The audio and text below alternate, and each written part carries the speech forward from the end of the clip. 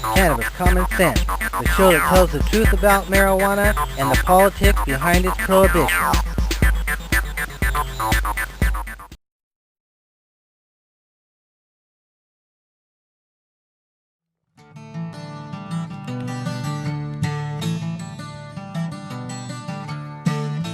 This is Mr. Henry Ford in 1941 with Popular Mechanics magazine showing off his car made from hemp. Well, come climb the mountain with me. Come see what we can see. Come climb the mountain with me, and then we will all be free.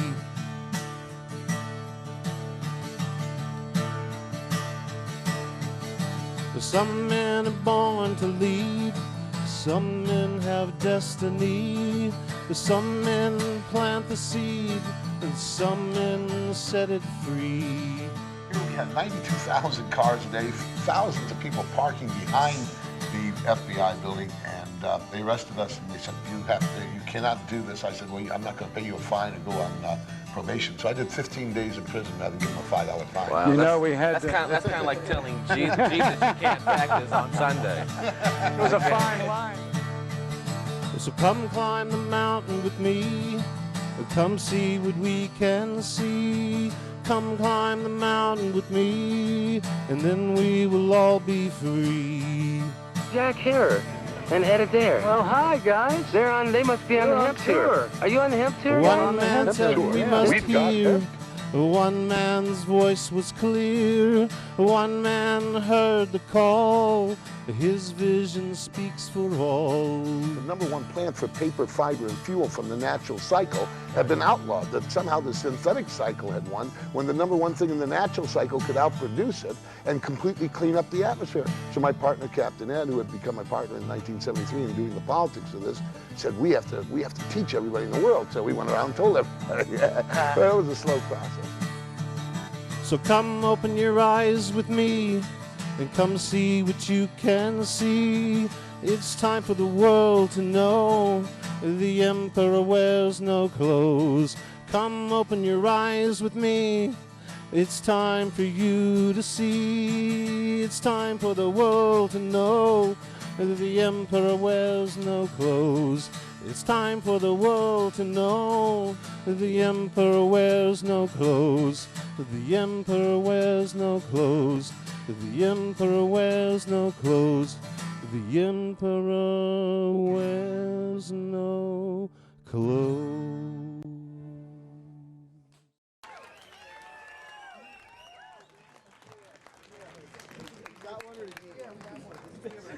As you can see, the revolution is sexy. Excellent. Okay.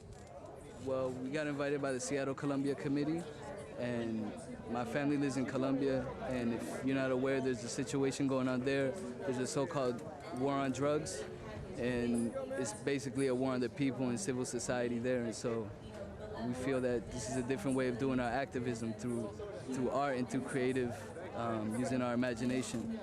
So we just did that piece to give a synopsis of what's going on in Latin America in general, specifically in Colombia. When I'm watching the Super Bowl and I see that they're saying people like me are, in addition to like mowing the lawn and having some nachos, also murdered a family in Colombia, I take offense to that. Who else takes offense to that? I did not murder a family in Colombia, and it is the people that are propagating this that are responsible, and they're going to keep on. They're going to be. I can't even imagine how many families are going to die because of our drug war in Colombia. My son Todd is currently a prisoner in the federal system in Terminal Island, which is near Long Beach in California.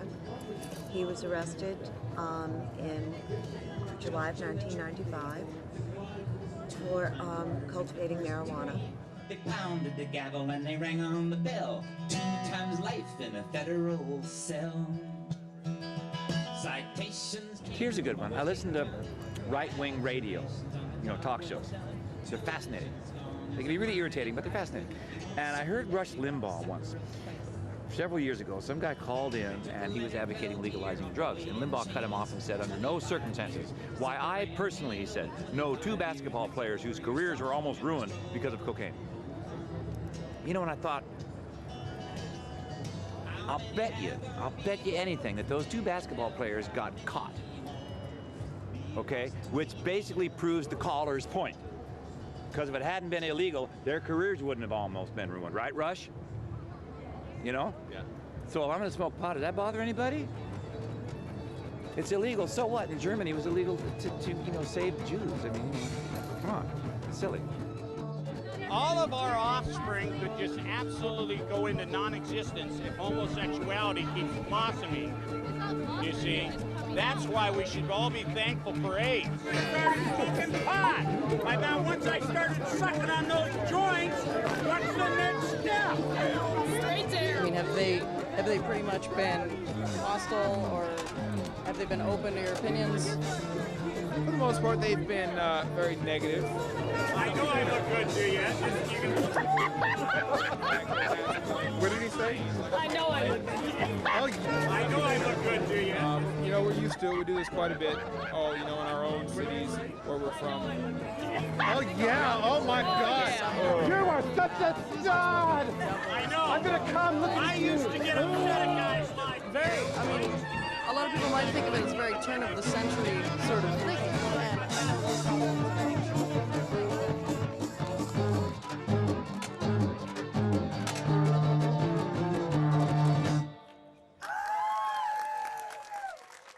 God lives not in the noise of preachers and Bible thumpers' tongues.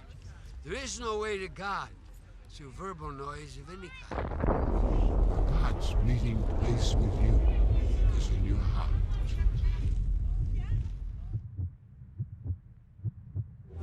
It's been that way down through the ages.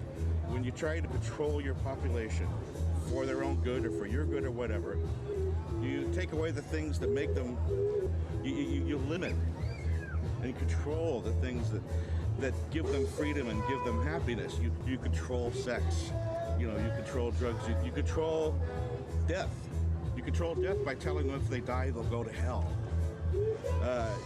It's just another way of controlling the people that has existed for ever since civilization got stinky. You know? I was a prisoner of the drug war for growing my own medicine. I was given 93 years in prison for a 25 square foot garden, which had basically 45 plants in it.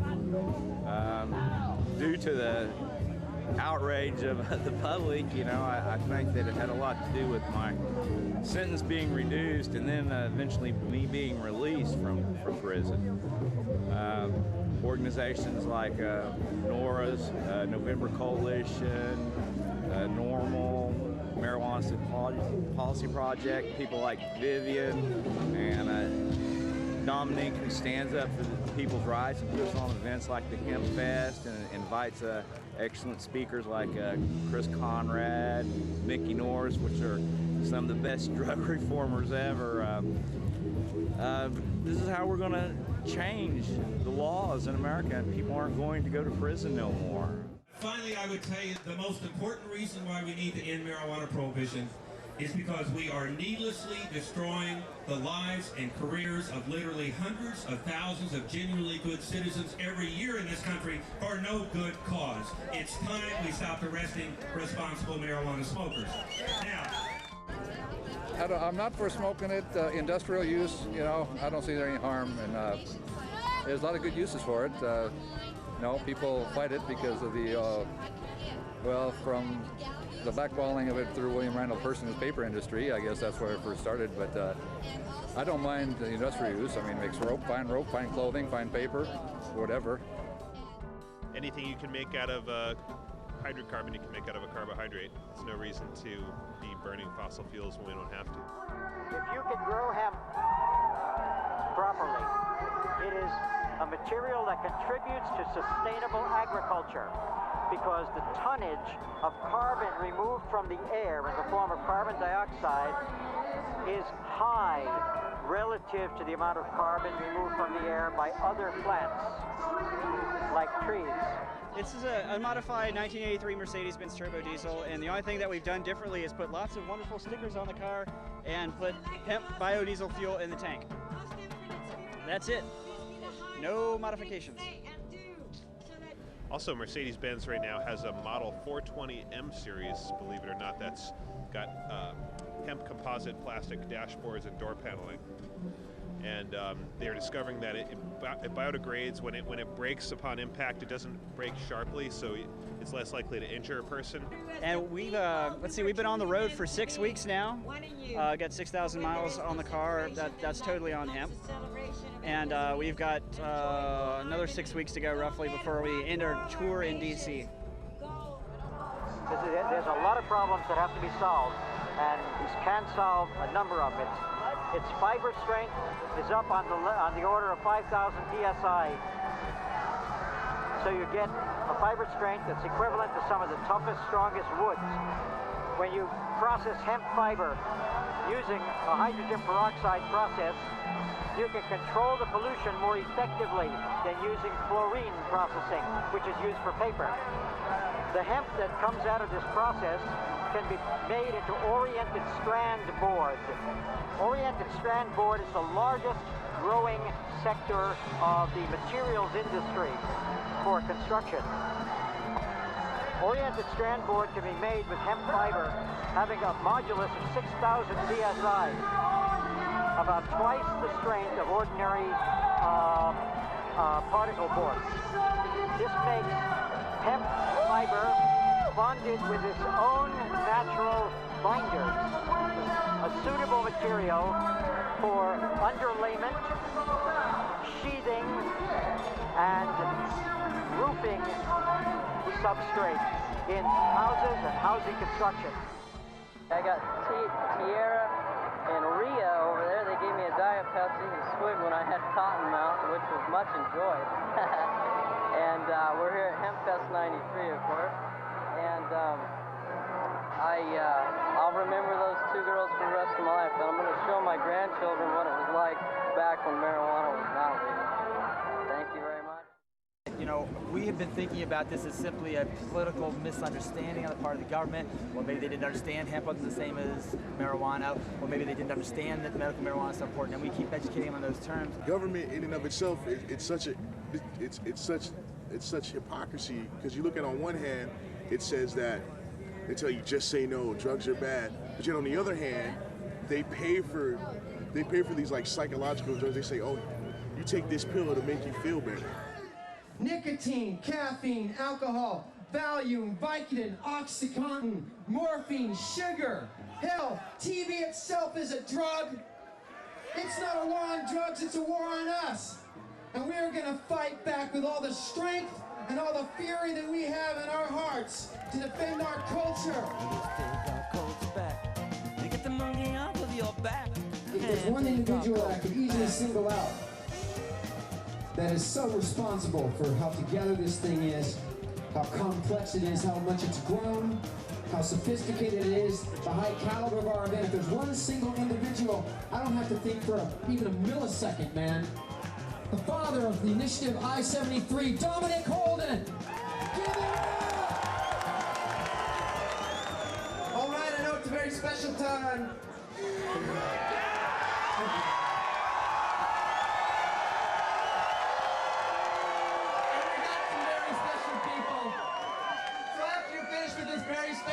I'd like to ask all of you who are registered Seattle voters to take a few moments to sign I-73. That would make marijuana possession in the city of Seattle the lowest enforcement priority. Now we know what we don't want, but what do we want? Well, we want a real drug war. A real drug war is a war on addiction, it's a war on abuse, it's a war on poverty, it's a war on joblessness. That's what we want to change. We want to see a policy that distinguishes between use and abuse. We want to see treatment available for people who need treatment. And we want adults who use marijuana responsibly to be treated like the Americans that we are.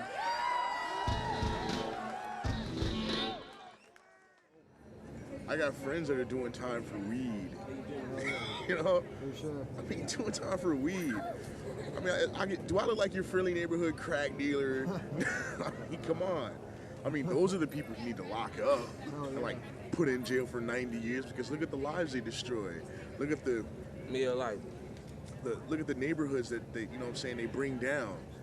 I've seen whole neighborhoods get like just caught up in the grip of like crack and heroin and cocaine and all that. You see a neighborhood where people smoke weed, they're the most relaxed people on the planet. I never thought a panel or a jury of 12 would give somebody 93 years in prison. I mean, I couldn't even fathom that idea. We really came to grips with the fact that it really is a war. You know, it's not just a rhetorical term calling it a drug war. We're talking about, you know, people getting shot to death in their homes by armed people in uniforms with, you know, the government, these agencies come in with shields and battering rams and guns to the heads of children. And, you know, that's something that a government waging war against its own citizen, even promoting it as a war, but when you listen to the media, it's like, no one's really in jail for marijuana. Oh, it's a revolving door. These people are getting out in no time flat. And so it put us into this whole other kind of a scope. I would say during the first part of our activism in this area, we didn't really know that many people in prison. If you look around here, one of the major reasons why people don't know what's going on with the legalization issues and the criminalization of marijuana is because the papers aren't talking about it. And that's what we do here, is we are breaking the corporate media blockade. We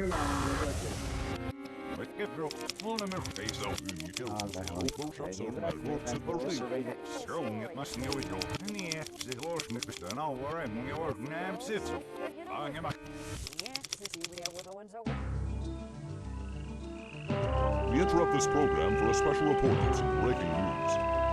Good evening and welcome to TFBC News. I'm Shonen Sklavarian. The president has legalized marijuana and convicted growers and users are being freed from prisons around the country and reunited with their families. All of this thanks to HempFest. TFBC News, I'm Shonen Sklavarian. If just all the pot smokers went to jail, it seems that's where they want us. If we just all just showed up, they wouldn't have enough computer programmers to deal with us because they're all a bunch of pot smokers too. So the dudes that want us in jail would go, oh, this is too much chaos, this is too crazy. Send the pot smokers back to HempFest. They'd be like, we don't want the pot smokers in jail. Send them to HempFest. Hello, Seattle! You guys are beautiful! They told me to come to Seattle HempFest because I wasn't going to believe it. I don't believe it. It's unreal. What are you all here for? Freedom! Freedom! We took 2 busloads of people to a very small town in Tulia, Texas, where the civil rights has never been. There was a very small black community there and a very large and racist white community. And what we were able to do there was bridge the gap. We were working with the ACLU, the NAACP. We had members of the Black Panther Party supporting us. We had members from interfaith, interreligious communities supporting us. We had Amnesty International, the Democracy Coalition. It was a variety of people that represented everybody. Nobody was left out. And if this drug policy is going to succeed, if we're going to win this war, we have to include everybody. And that means reaching out into communities we haven't been comfortable with and breaking down our own barriers and beginning to say, hey, what's up? Let's work together. And if we can all do that like we did in Tulia, we will succeed. We will win the war on drugs. And you guys are going to make it happen. Keep it up. Have fun. Remember, have fun, enjoy the moment. Whatever your purpose may be. Some of y'all might be out here just because it's about, you know, sensationalizing, smoking weed, but it goes way beyond that. We're dealing with King Solomon, the lamb's bread. Yeah, shit! 1, 2. We beat that stereotype, the type that you're pumping, yo, stereo, hey. We beat that stereotype, the type that you're pumping, yo, stereo, ho. We beat that stereotype, the type that you're pumping, yo, stereo, hey. We beat that stereo, yo.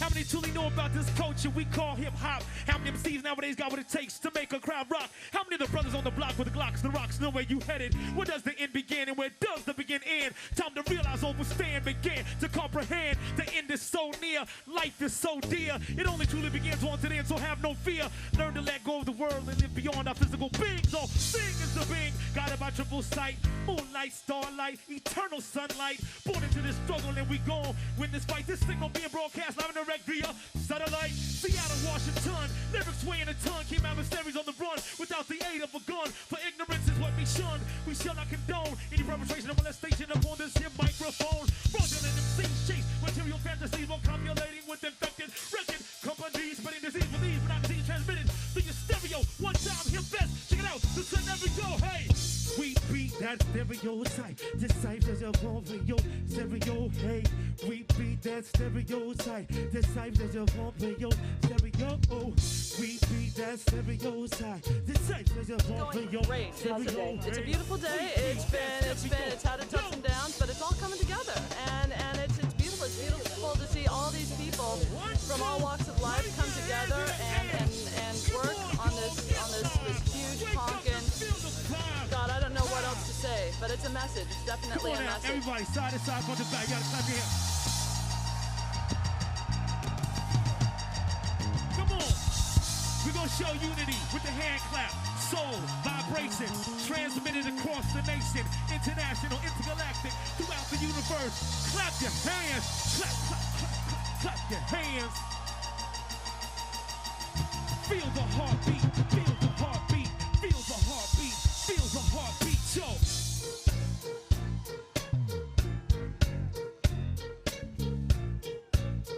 Hey,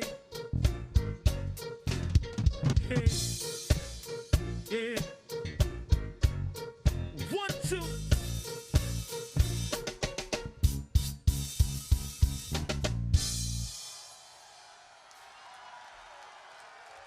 Come on, man, make some noise!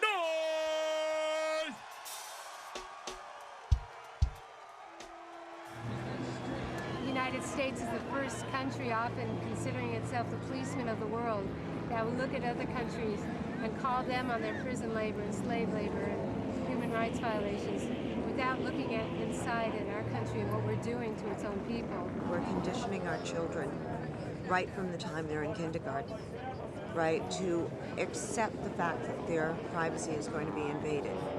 And that's wrong, because what's going to happen is 10, 15, 20 years from now, we're going to have a nation of people who believe that that is freedom. You know, that they only have to go through 3 or 4 checkpoints instead of 10 or 12, you know, and they won't remember a day when there were no checkpoints at all. They've now tailored the laws where if you're a drug offender, you're going to be punished. And don't say it's for medical purposes. The Supreme Court definitely made that ruling very clear. Don't be a patient, don't be sick, don't be dying. You smoke marijuana, we're going to put you in prison. Before you know it, you have a simple criminal record behind something that keeps you relaxed. And that simple criminal record could lead to something else because you already figuring you already banned off. I am so sick of begging for marijuana. I'm so sick of working and spending my money, my hard-earned money on marijuana when I know that the doctors can give it to me. I know they could give it to me. I begged them, I plead with them, smoking 30 fucking years, and they still won't give it to me. I've been here my whole fucking life, never broke the law, 1 traffic ticket, and these bastards still won't give me the weed. Michael Williams Band, show your love!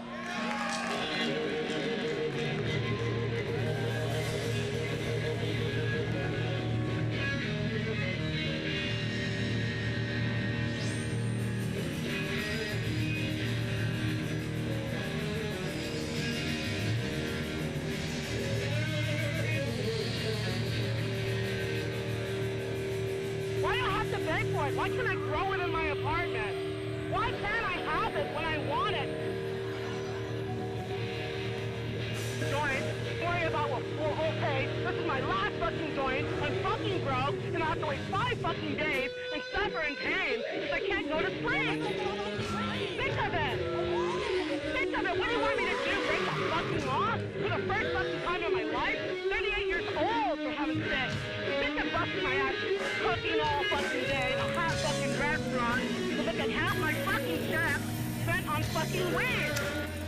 right under el cielo, where it rains US dollars out of the Amazon sky. Raining down on our village like bombs, exploding our pathways of freedom away, far away.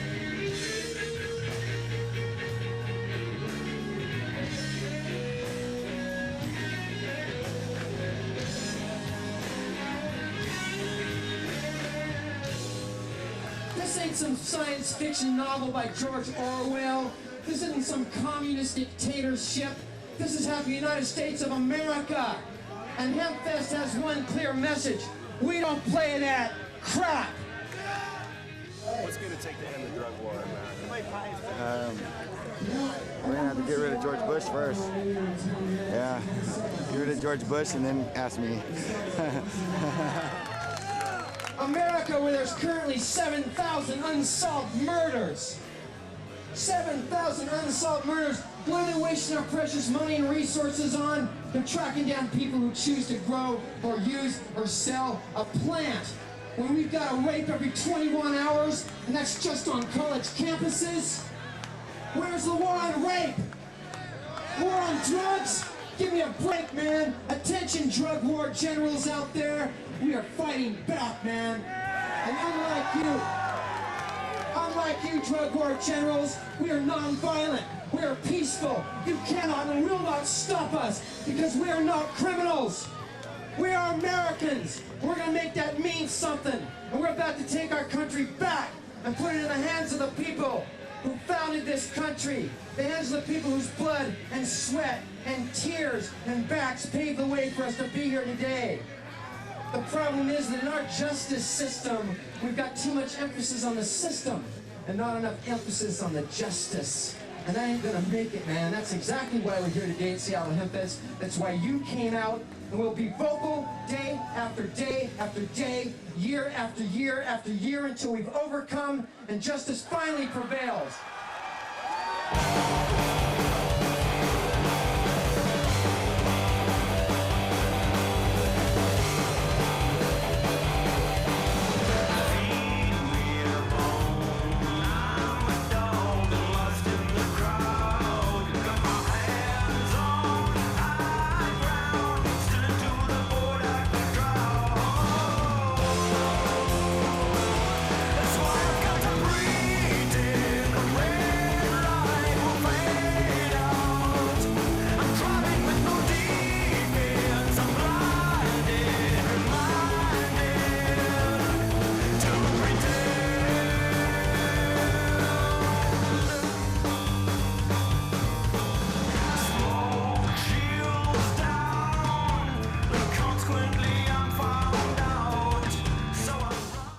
Thank you for taking time for hemp.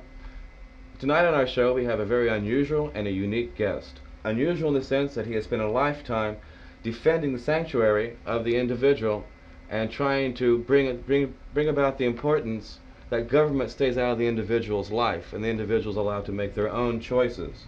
Brilliant, he's a futurist. He's able to foresee farther down the road than many of his contemporaries and tries his best to bring forth his knowledge and his insights. Please welcome on our show, Dr. Timothy Leary. Well, Casper, it's a pleasure to be here. I approve very highly of your program. I understand it's growing nationwide now. Yes, sir. Yes, sir. How many cities are you in now? At present, we're in 80 cities and in 44 states. Oh, boy, that's good. And getting the word out like this is very exciting. Now, you've always been known as the highest rider of every generational wave. The what? The highest rider of every generational wave. You've been the forefront. You've been there from the World War II to the early 60s, the 70s, able to, speak the voice and be heard and foresee it. Realizing this, how do you think the wave of the hemp movement is going to settle into the population and break upon the shores of our ecology problems? Break on the shores of our ecology problem. Yes, sir. I can see that. Oceans of green hemp doing that.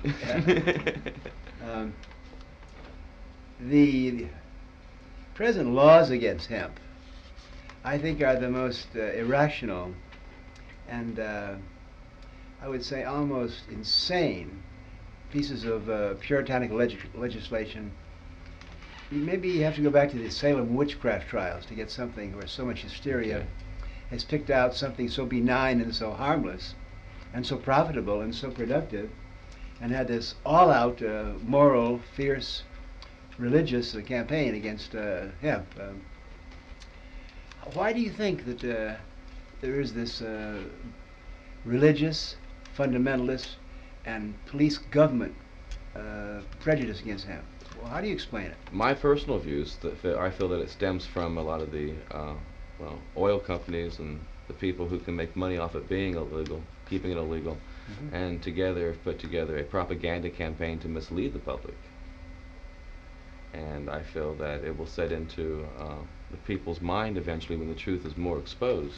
Now, I understand that we're not going to talk about the religious or the emotional, psychological aspects of hemp. Correct, the recreational purposes. Yeah, we won't talk about that at all. We're going to talk about the practical and the profitable and productive. Yes, sir. And the ecological aspects of it. Absolutely. I don't know a lot about that. I've read books by Jack Herrera. I've listened. Gosh, there's so many programs and so many articles these days. Everywhere you turn around, you hear intelligent discussions about hemp as a substitute for oil, hemp as a substitute for wood pulp, hemp as a source of energy. It's exciting. The thing that I know most about, however, is the puritanical crusade against hemp, because I was in prison for 4.5 years for under an ounce, right? For the possession of 2 roaches which had been planted in my car by a generous, overly generous policeman. And at one point I found myself in prison facing like 50 years imprisonment. I was 50 years at the time, 50 years old, going, well, this is a strange series of events for such a harmless and even beneficial situation to be charged with so much time. Now, you escaped from there too, didn't you? The first time. Well, I did what any sensible 50-year-old would do if you're facing 50 years in prison for 2 roaches of marijuana that they planted in your car. The only common sense thing to do was to escape, and I did that, and made a few little B-movie adventures there. But, there are many things in our society that have to be controlled and governed. For example, oil. Look at the way oil is polluting and our atmosphere and acid rain and so forth. Guns should be controlled. I think drugs like steroids should be controlled. I think there should be probably more control over alcohol and nicotine. And of all of the botanical, vegetable species that the government is attacking, marijuana is the one they're going after. That's interesting. I sometimes say that hemp is a democratic plant, because it was during the democratic regime of Jimmy Carter that hemp was legalized in 14 states, and Carter himself and his cabinet wanted to decriminalize marijuana. And in 1980, you had the Republicans coming in with a hard line, typical crush them, down them. Just say no. Yeah, and suddenly the new drugs, which are everywhere, are drugs that I never heard of back in the 60s and the late 70s. Things like crack and cocaine and steroids, they didn't exist. So I call them the Republican drugs. Now they're Republican drugs, why? Because Republicans are hardliners, like to feel tough and aggressive, and I'm number one, and we're going to go over there and we're going to, kick butt.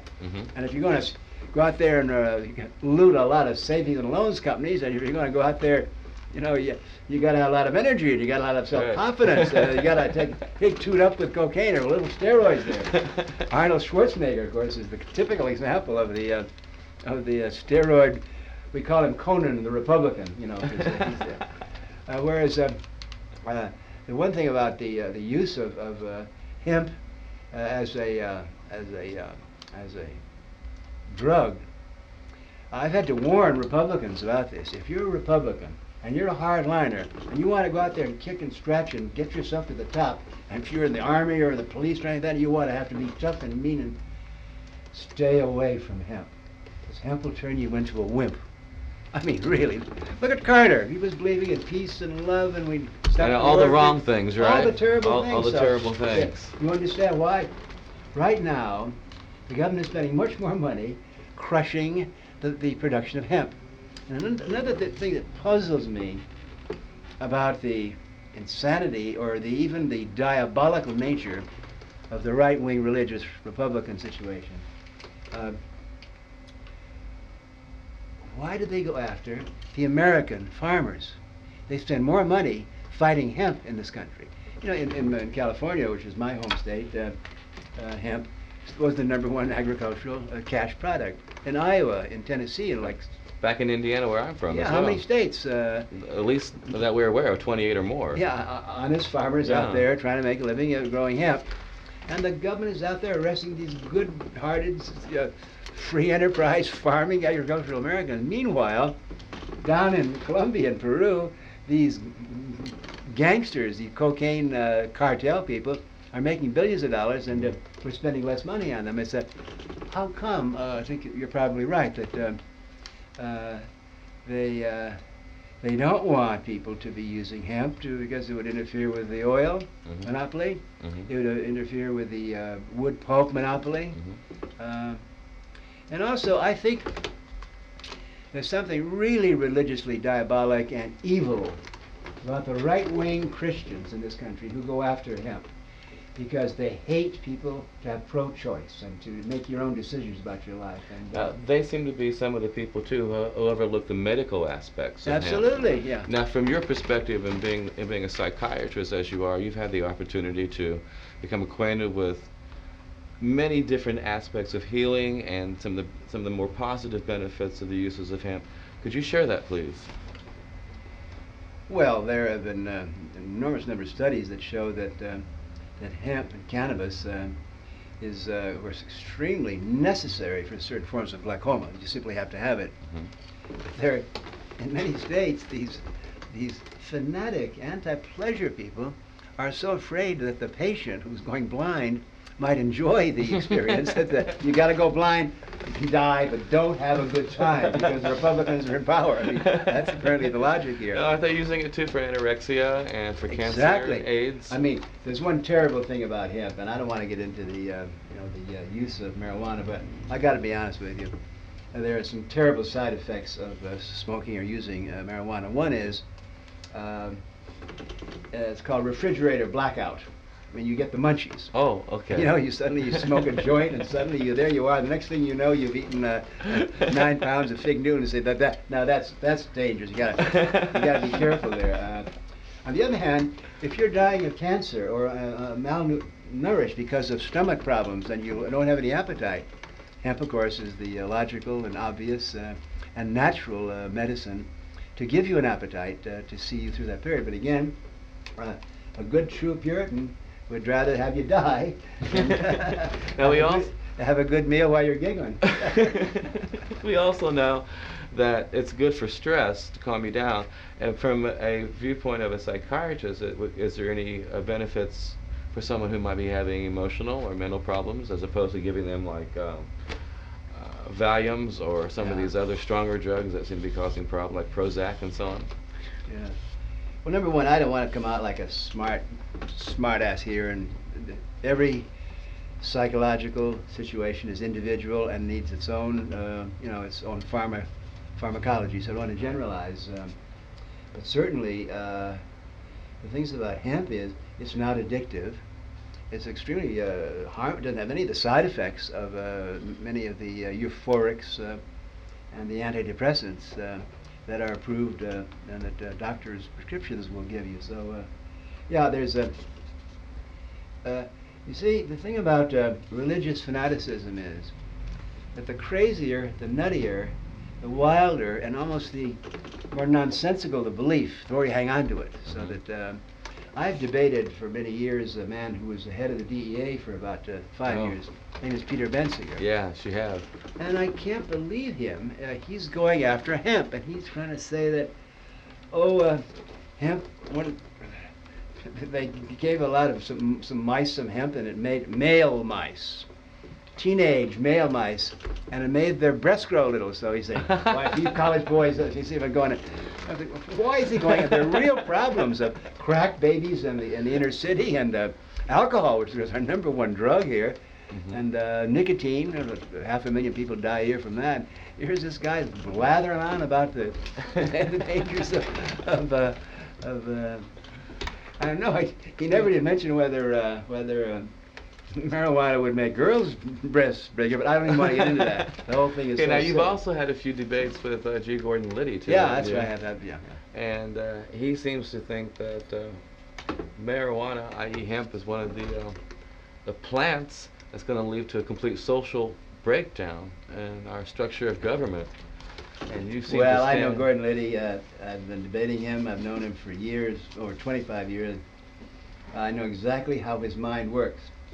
And like a good army man, like a good military man, like a good policeman, like a good follower of his leader, Richard Nixon.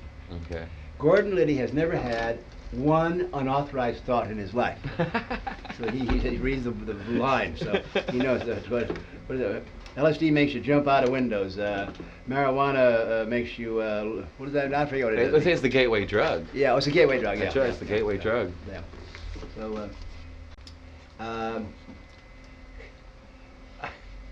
I must say here, and I don't want to offend anyone, and if you're a deeply devout Christian, I want you to turn your TV off now, but I feel that there's a great problem in this country in a violation of our civil liberties and personal rights on the basis of the federal government interfering with women's bodies about abortion and these insane war on drugs. Because the war on drugs is a war on Americans. It's not a war on Russians or evil communists and all that. It's a war against 40 or 50 million of us marijuana smokers in this country, which in a way seems like a weird thing that the majority in Congress should suddenly declare war on 30 million otherwise tax-paying, reasonably productive American citizens. I think that the basis is religion. Okay. And basis is that you're not allowed to choose what you want to do.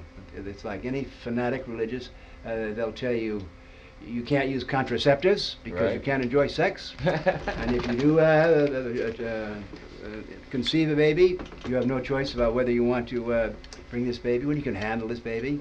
And the same thing is true about the choice of your own self-medication. And I personally believe that the war on drugs is the worst attack on American freedom that we've experienced in 200 years. You know, this is the 200th anniversary of the Bill of Rights. It was in 1791 that they passed those 10 wonderful bills. And basically, what most people don't realize is that the Bill of Rights and the Constitution is designed to protect the individual against the government. So the government can't come into your house without a search warrant. The government can't put soldiers in your house. The government can't force you to testify against yourself. The government can't tell you what to read or write. The government can't tell you how to worship your own God. The government can't tell you how to really mind your own business. So it's both ironic, and I think it's also very hopeful that in the year 1991, in the 200th anniversary of the Bill of Rights, this hemp movement is growing. And I want to tell you it is growing. I give a lot of the talks to students in colleges, and the awareness of the insanity of the marijuana laws is becoming, I think, more and more obvious. That tells us that perhaps we are finally making an impact across the United States and perhaps around the world. We are really enjoying this interview, and we'll be right back after this. Thank you. Welcome back to Time for Hemp. Today on our show we have the distinguished Dr. Timothy Leary. Timothy, I think you've been aware of some of the changes in the laws here within the American structure of Congress, and all the way down to dog catcher opinions from Nancy Reagan swaying our opinions to just say no. I have a motto in a bumper sticker and a t-shirt. It says, just say K-N-O-W, no. Think for yourself and don't believe what Nancy Reagan says. Don't believe what I say. Think for yourself and question authority, and you'll... Well, because of this conservatism, though, some of the laws that were established during the Carter administration, such as decriminalization of marijuana, etc., are beginning to go back to another era, back when the minds were narrow. In Alaska, they've changed the laws back to stiffen the laws. We are going through a period now. It's what happened in the 60s and 70s, we had in this country a classic renaissance. Now read the history books. A renaissance is a period when there's a sudden surge in self-expression, in the rights of the individual, a loosening of the control of authority, a questioning of a religious dogma, and then a lurch forward. This is always followed by a hardline retreat, so that it's at the same time that there has, in the last 10 years in America, under Reagan and Bush, been this very repressive hard line. Look what's happened to the rest of the world. You know, in Russia just 3 weeks ago, when they had that coup, and then a bunch of young people in Moscow protected Yeltsin and stopped the tanks. You know what it was that was stopping the tanks? It was young Russians, students, who were throwing flowers at the tanks. That sounds familiar, doesn't it? Does that sound familiar? They Sounds real learned that familiar. absolutely from the American in the 60s and 70s when we were questioning the authority of Johnson and Nixon and stopping the Vietnam War. Another thing that was amusing about the Russian Revolution, and it's very connected with this, the three men young men who got shot by the tanks and were immediately promoted to the highest office or honor of the Soviet Union, the highest order of the land. They were three hippies. And, one was a Grateful Dead head, and one like heavy metal rock, and they let their hair grow, and they all had learned to smoke hashish in Afghanistan. And indeed, they were trying to stop the tanks because it was their brothers and their friends and their colleagues who were in the tanks, because it turned out that the Soviet soldiers that had been sent to Afghanistan hated the idea of going down there and killing Afghani people for no apparent reason. So that I'm very proud of the fact that although in America we've had this very predictable but very violent and mean and nasty Puritanism, and you can't smoke cigarettes, and they're censoring rock and roll records, and they're censoring books. Now, one by one, they're going down the list of personal freedoms. At the same time, the basic American freedoms, which we set going in the 60s, are appearing in the Soviet Union. I go over to Japan. And ours are reversing, it seems like. Yeah. It seems like the hemp issue could be one of the last strong divides that we face as a body of people in America. Everybody seems to have an opinion, everybody seems upset. Make it legal, I think that illegalize the hemp issue is the place where you can draw the line. And anyone who's watching this program, in your city, there's obviously a channel which is carrying this message. Get in touch with the people that are producing this show in your locality, and start embarrassing your local politicians by asking them, for example, of your congressmen and assemblymen and women, how many of you smoked marijuana when you were young, huh? We know that about 80% of the members of Congress under the age of 50 were smoking marijuana. How come they could do it and we can't do it? There's even been reported rumors that people all the way up to the White House may have been involved with it. The White House, oh my God. we do know that Ronald Reagan smoked marijuana, because that came out in the book by Kitty Kelly. When Ronald Reagan was governor of California, used to smoke marijuana. And you know, when you think about it, that explains everything about poor Ronnie Reagan. It shows you why Republicans should not smoke marijuana. Why is that? Well, the amnesia, the forgetfulness, the short-term memory loss, the cheerful, hey, what's wrong, baby? Everything's fine, even though the country's going down. Yeah, okay. The long naps after lunch. You know, I mean, Ronnie, come on, leave marijuana alone. Now, by the way, both Ronnie's children, Ron Jr. and Betty Davis, of course, kind of silly. The point I'm making here about the place, I think, to take a stand, abortion rights is one place, but marijuana, you can do it, the way to do it is through humor. Write letters to the editor. Challenge politicians as to whether they really think that alcohol is more dangerous than marijuana, and if so, why? And on that very common sense, logical, friendly, humorous approach. You've always been one for the wit and to tickle people with a laugh and make them think, I've noticed. You do what you can to stimulate the mind in a fun way. That's the aim of the game. I think that's oftentimes why you've been so misconstrued by your contemporaries. They can't take a joke. Well, good. I'm glad I'm misunderstood. The number one way to bring down any repressive authoritarian regime is irreverence. And I pride myself, I think I have a very high IQ, that is irreverence quotient. Okay. And I have been a leading dissenter in this country during the Johnson administration, during the Nixon administration. I'm proud to have been, I'm proud that Richard Nixon called me the most dangerous man in America. I mean, after all, what an honor. And yeah, really. And I want to urge those of you who just think for yourself. And the hemp issue is a wonderful issue to bring people together, because it brings together ecology. It brings together a substitute for petroleum, which of course is the real Republican addictive drug. It's such an ecologically helpful situation. Above all, it prevents us from cutting down the Amazon rainforest for wood pulp, or cutting down for fiber, because we all know that hemp is by far the best material. So that there's something that's very wonderful about a plant, and that human beings kind of rally behind a plant. Those 5 wonderful leaves that kind of represent wonderful, and the great thing about it is the right-wing Republicans and the right-wing religious fanatics hate it.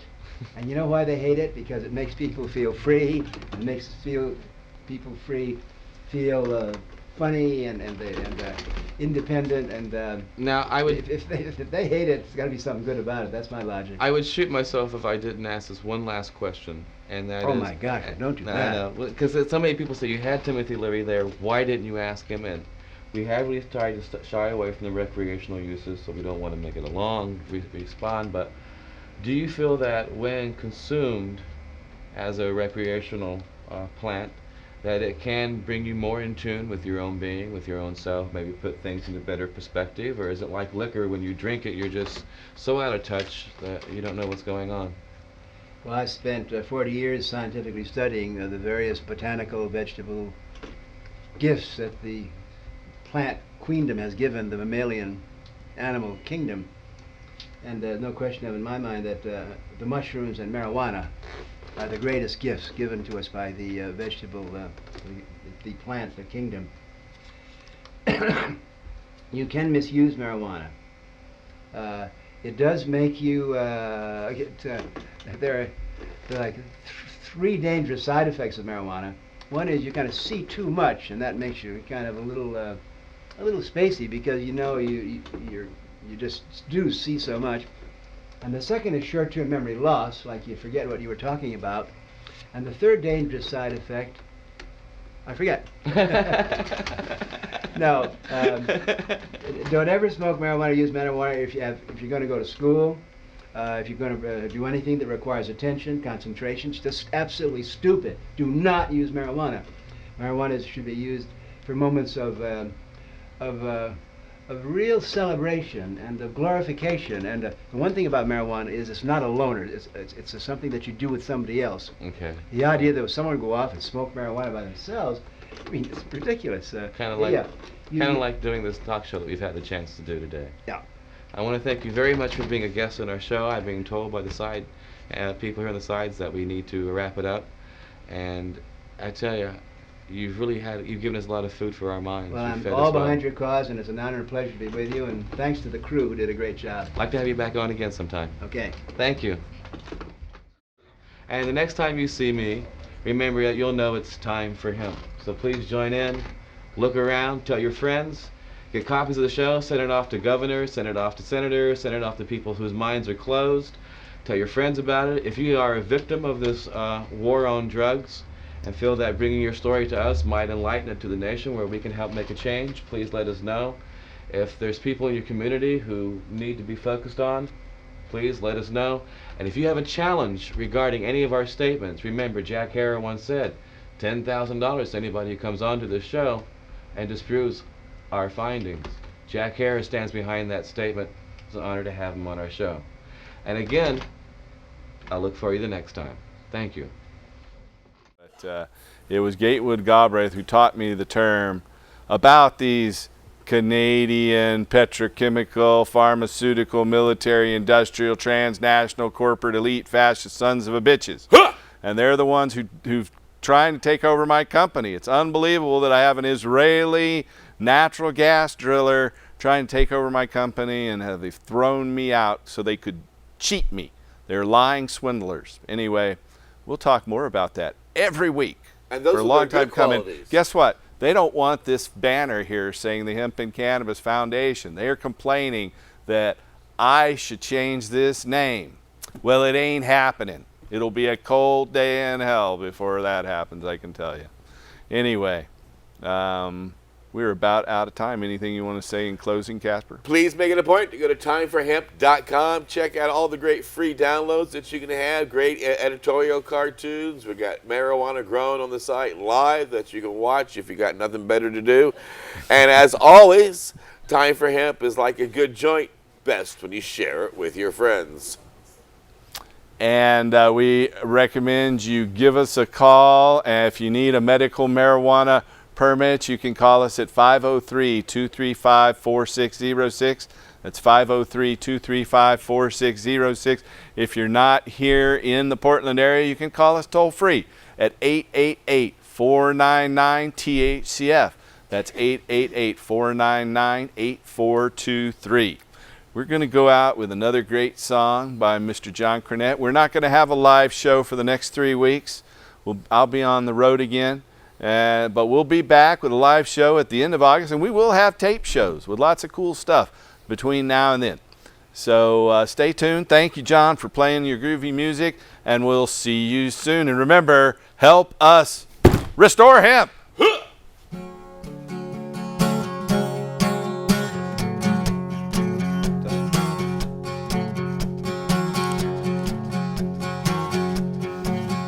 There's a train coming,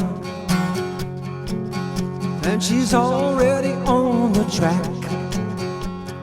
People changing, and for some there's no going back. Cannabis is more than just a weed. Cannabis is a tree of life to me.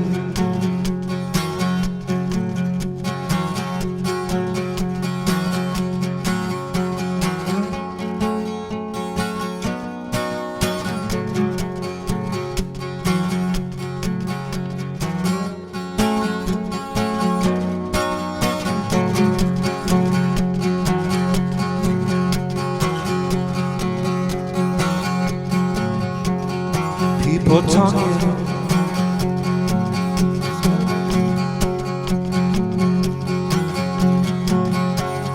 people talking. This prohibition has to stop. Children dying as we legislate the crop.